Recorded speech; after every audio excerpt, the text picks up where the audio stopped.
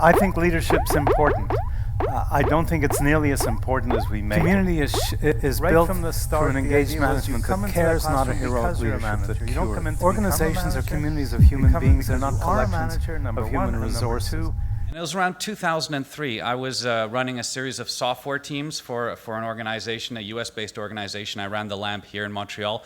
And I started realizing that things weren't going so well. This was the tail end of the dot-com crash. We'd gone through our 3 rounds of layoffs. I was pretty depressed going to work on a daily basis. So were the folks who worked for me. So I had this idea. I needed to do something with my management team. I needed to change things up. And I thought some sort of management leadership development. You know, I just had that idea.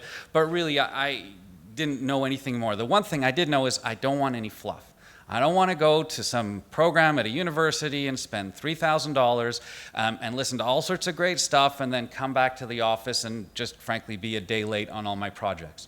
And I grew up in Nortel. If anyone remembers, Nortel was a very large Canadian firm, and I remember as a young manager going to the first young new manager training program, and Nortel was brilliant in the mid-90s, and you'd go to the program and you'd get one of those big binders. Anyone remember the huge binders? And it was sort of the bigger the binder, the better the program, and you get that binder, you stick the binder back on your cubicle, and you sort of collect all these binders. But they have nothing to do with what you're actually doing on a day-to-day basis. So anyhow, I said, I'm going to do something about this for my management team. I'm going to do some management leadership development, but I have no time, I have no money, and I don't want fluff. I'm an engineer, so I want something that works. And I got a chance to talk to Henry, and Henry alluded to this, and the first thing Henry said was, you should read my book. Right? So I said, great, I'll read your book. It was Managers, Not MBAs. And it sort of clued me into this idea that the key of what Henry was saying is just get people together to talk about what's going on, reflect on their own experiences, and for me that means storytelling about what I did yesterday and the day before, and do that in light of conceptual ideas. And that eventually led to this Coaching Ourselves, which we eventually founded with Henry in 2007. Last year, roughly speaking, 18, maybe upwards of 20,000 managers used it on a semi-regular basis in organizations around the world. Now, as many of you know, this is one of many group-based learning trends that are ongoing in our space right now. Social learning at ATD in Florida over the spring was much more prominent than it had been. They'll start with talk about learning from each other, then they'll talk about social learning. We're going to use the term peer coaching. They're all group-based learning. Otto Scharmer does a great thing now. Henry's just launching the MOOC that's not just a MOOC, but it's a group-based MOOC. So you don't do it as an individual, you always do it as a group. So there's a lot of stuff going on where people are realizing that learning in small groups has got to be a key component to any learning intervention that you're doing in an organization. And especially when you're talking about leadership development and management development. So what Deloitte has written, and one of the things that they've spoken about that's through Burson and Associates, is this idea that rather than delivering training, one should think about creating a self-developing organization, right? And your job as an HR professional, frankly, when the CEO is talking to the HR professional, it should be, how do you create a self-developing organization? And that doesn't mean training, that means all sorts of different things. And some of the points that Burson makes is people have to make time to teach and coach each other's. Leaders at all levels are teaching these things. People are hired for learning agility. Of course, you hire somebody not because of what they know, but because of their ability to learn new things fairly quickly and be flexible. And learning is valued part of the culture. It's the largest study they do, and it's lovely because it's a longitudinal study.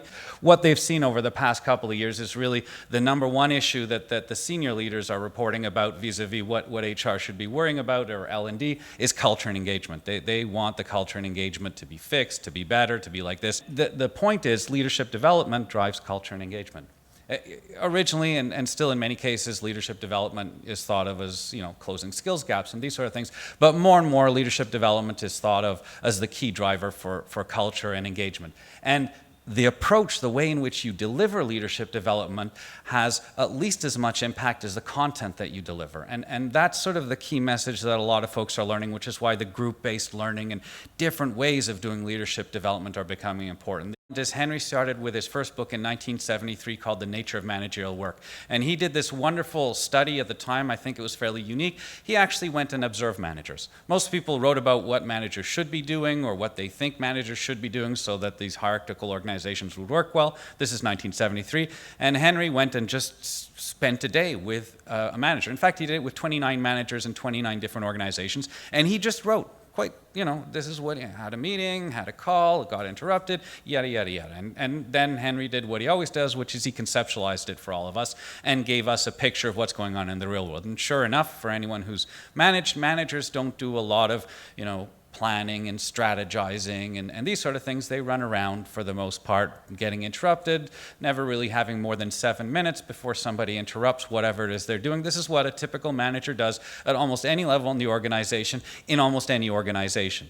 And so Henry always continued with this sort of observational study, look at what's going on in the real world, conceptualize it so that the rest of us can understand, and then force all of us to think about this and to face the facts that this is what's going on, so what are you going to do about it? And back in 73, the professors were saying, no, this is what managers should be doing. And Henry says, no, but this is what they are doing. So instead of trying to change what they do, let's help them do what they do a little bit better.